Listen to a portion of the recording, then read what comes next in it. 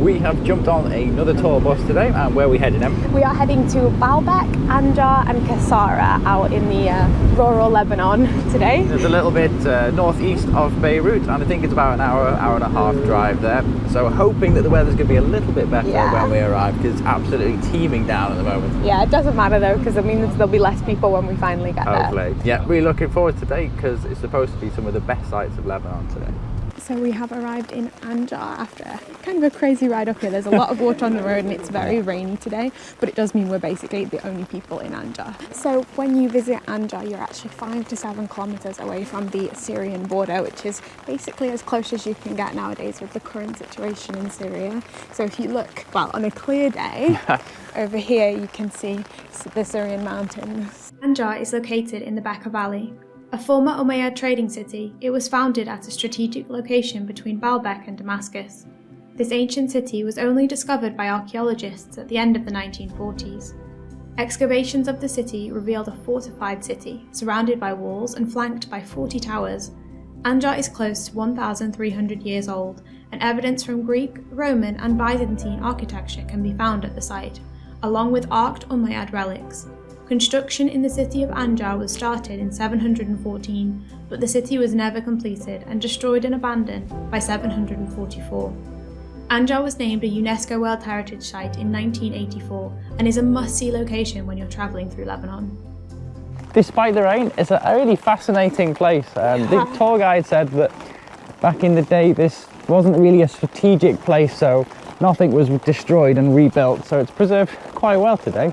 There's great opportunity for photography and it's a really big site to explore too, so you definitely could have a few hours here in Anjar to really see all of the archaeological sites. Yeah, definitely. The mountains are just starting to pop through there, so I guess on a clear day it's a fantastic location.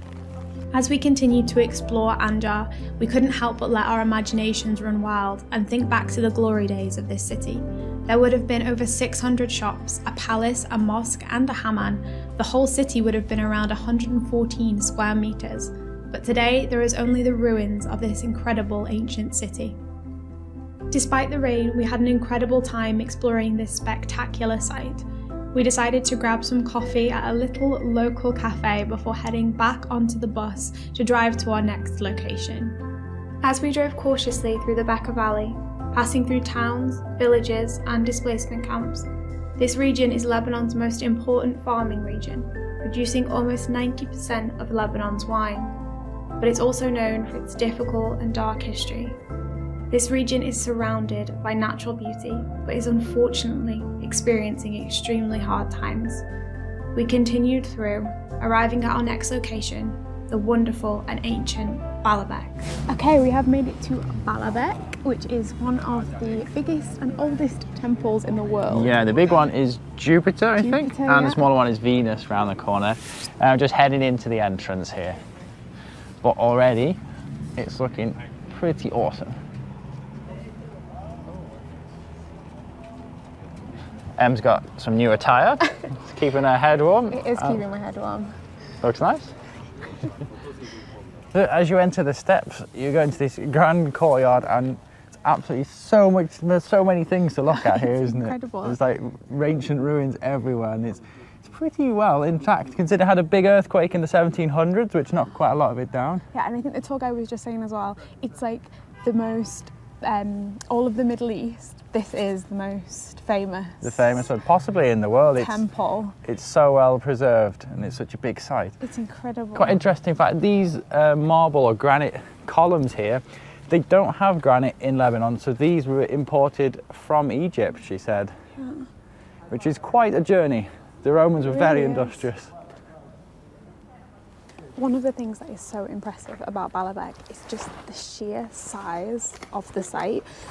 I've never seen anything so grand on like a Roman ruin scale. You know, you kind of occasionally see a few rocks preserved, but this is an entire temple nearly intact. As you can see behind me, you've got all of the walls still with the windows in, and I think there's a lot more to come. Located some 85 kilometers away from Beirut, Baalbek is an ancient crossroad connecting the coast with the Syria interior and the North Syria with North Palestine. Baalbek, with its huge temples, is considered amongst the wonders of the ancient world and embodies the Roman Empire's capabilities, wealth and power. Earthquakes, wars and raids have left their mark on this site throughout the ages, with segments being destroyed and rebuilt. However, thanks to the efforts of archaeologists, the site has been preserved, losing none of its beauty and glory. It is believed the first construction dates back as early as the 3rd millennium BC, when the site was a simple place of worship on a mound with an altar. During the Hellenistic period, around 300 to 64 BC, the rituals changed and sun worship became the main practice of the region, and it became known as the City of the Sun. Expansion of the site ensued.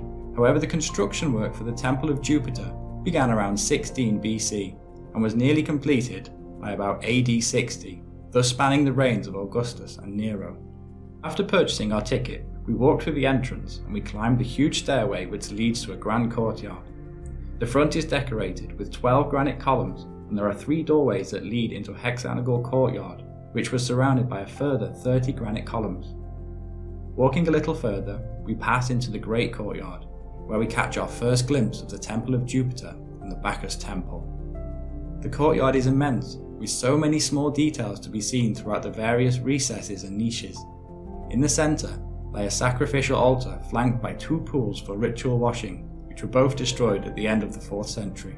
As we climbed the next monumental staircase up to the podium, we were greeted with the 6 remaining of the 54 columns that made up the Temple of Jupiter.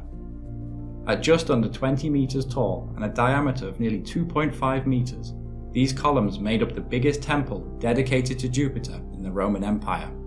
Despite being mostly destroyed, you really get a sense of the sheer size and massive undertaking this temple was to build. The beautifully preserved Temple of Bacchus was mostly built during the 2nd century and was centred around the worship of Baalbek, considered to be a solar god and growth deity. Worshippers were addicted to wine, opium and other drugs, which is represented on the fine carvings of wine, grapes and poppies that could be found inside the temple. As soon as we walked into the interior, we were taken away by the scale and grandeur. Never before had we seen an ancient site so well preserved and untouched. Exiting the site brought us back to the entrance where lies the remains of the Temple of Venus, which give visitors a sneak peek of what they are about to see before being blown away by this true wonder of the ancient world. So here we are in the Temple of Bacchus, which is renowned as the most well-preserved Roman temple in the entire world. I've never seen anything like this before. It's absolutely spectacular. It is incredible here. Even the details of the cornices are still there. Yeah, wow. We've had an incredible time here, but now it's time to move on and keep going. But wow, what an incredible experience. I'd love to come back here again and spend some more time. Just coming towards the end of our day here, this little tour, and we've just stopped off at a winery to do some tasting of some Lebanese wine. Yeah, it's the Kasara winery, and it's the oldest in Lebanon. So let's go try some wines. Lead the way up.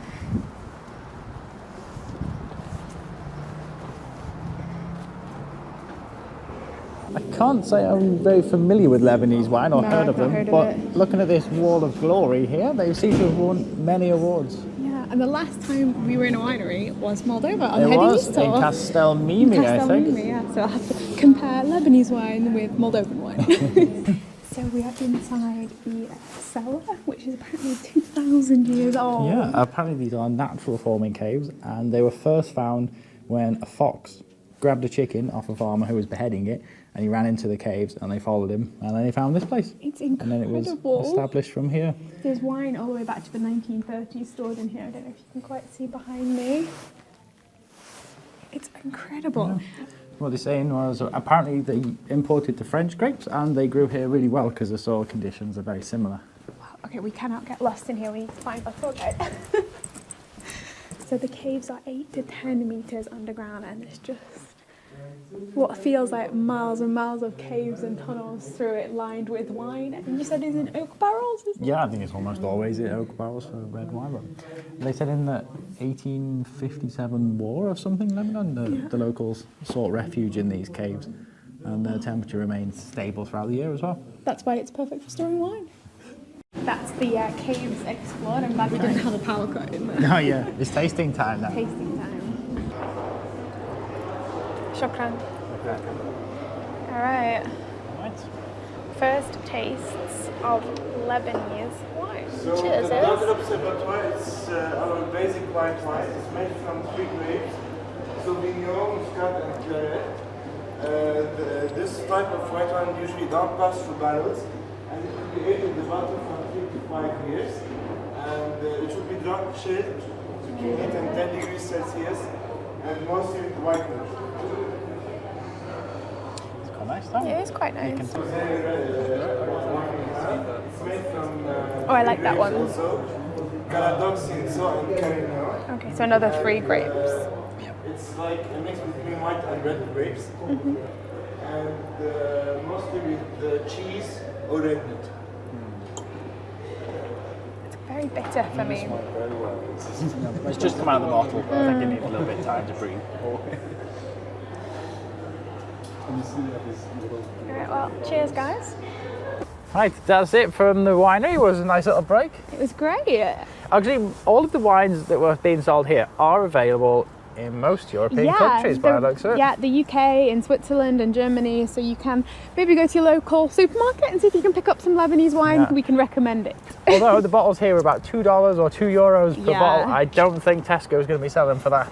Definitely not. But it was a great end to our day exploring Lebanon, and now we are heading back to Beirut. Yeah, I think the sun's going down, so hopefully we'll get home, well, just before it's dark, because there's quite a few twisty roads and be nice Yeah. for the driver to be able to see where he's going with all the potholes that are on the Yeah, way. I don't know if we've mentioned it yet, but there is electricity crisis currently in Lebanon, so there's no street lights, and the electricity kind of cuts in and out in the evenings, Does, so yeah. it makes it a little bit difficult travelling at night, so keep that in mind. The drive back to Beirut was hectic to say the least, but it gave us time to dwell on the sights we had seen and the people we had met. The Bekka Valley is classed by many governments as a red zone, but for us it was just another beautiful region of Lebanon worth cautiously exploring. As we passed through the final army checkpoints and we arrived back in Beirut, we were ready to explore a new district. This is the Hamran district. Yeah, I think it's mostly known for commercial shops, like your high street names and things, and it's got many restaurants and pubs and stuff as well. Yeah, we've just finished our tour, so we thought we'd come out for a wander and a stroll and maybe find some food in this district. Yeah, it's our last night in Beirut, so we have to make the most of it, get a good night's sleep before going to the airport tomorrow for another flight. It's only a short flight tomorrow, so not too concerned about that. Julie's Food Hub. You check it out? What do you think you can get there? Are they selling?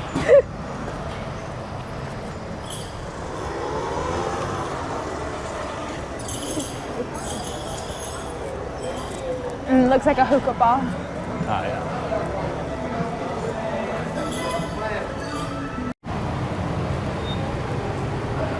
This is like next to the Crown Plaza. Yeah, we were thinking of staying there, weren't we? But I think It's like- we're in a nicer district at the Parisian and it's literally half the price.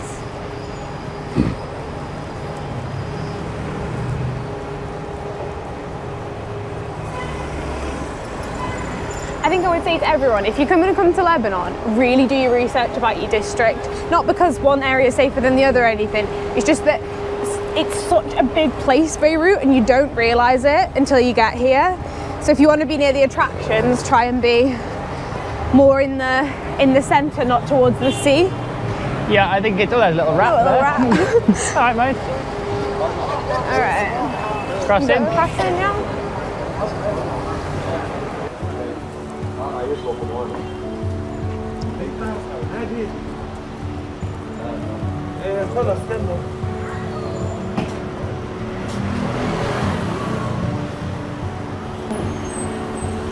We're going to try this falafel place, Em? Yeah, let's try it. I think they might sell falafel, maybe. I'm hoping, yeah. It looks good. Looks Oh, really yeah, good. it's just like the other one. Yeah. Oh, we can sit in for this one too. Sounds great. So we got falafel to go, and we're gonna go and eat it back at the hotel. And it's getting late. Have you seen and inside we- here as well? I mean, have a look. Just poke the camera in there. There's something. Hotel Beirut. Hotel. Wow, look at this. That looks incredible. That looks awesome. So yeah, like I was saying, we're heading back to the hotel and then gonna eat our food and go straight to sleep because we have a flight. I think it's around 2 o'clock tomorrow, so there'll be a little bit more exploring of Beirut in the morning. I think we need to cross here, right? Yes, Yeah. down here left. Army Hummer. Oh yeah, if we get that. 2 of them. Oh, convoy. Oh, look down here.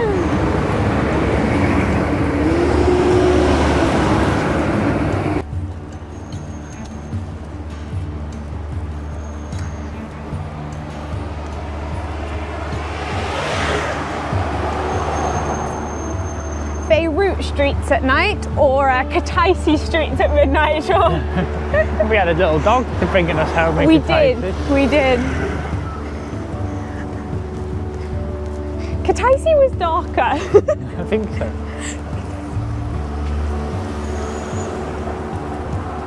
Oh wow, look at these apartments.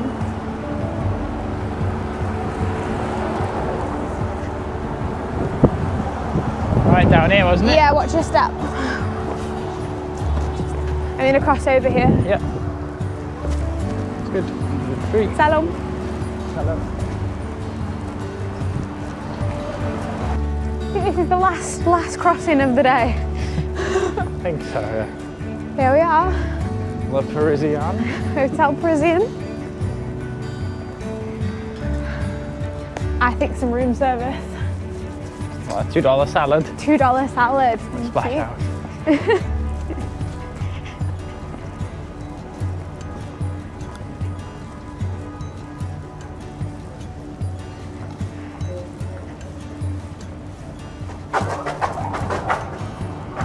Salam. Right. Hey.